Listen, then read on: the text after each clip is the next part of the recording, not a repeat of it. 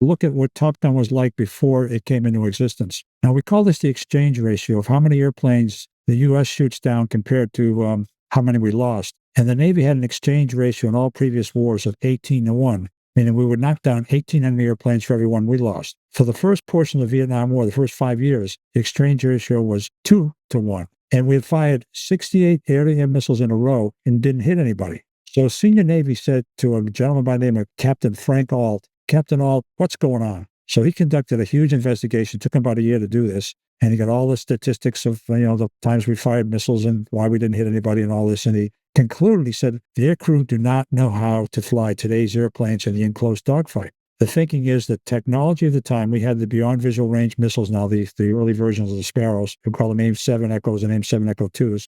The thinking was, because of the technology, we're not going to be in close anymore. Therefore, we're training for these beyond visual range fights. So therefore, the skill set of what's involved to win the enclosed dogfight became passé, a thing of the past. So Captain Ault said, they don't know how to fly tactically the correct way. So he wrote a scathing report.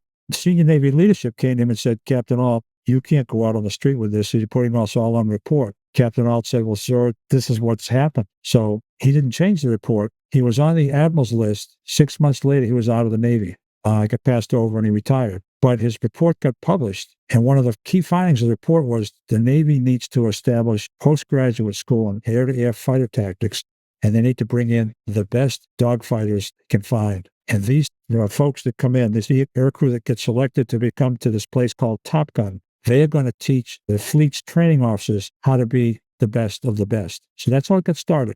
The exchange ratio right after Top Gun got started went from 2-1 up to 13-1.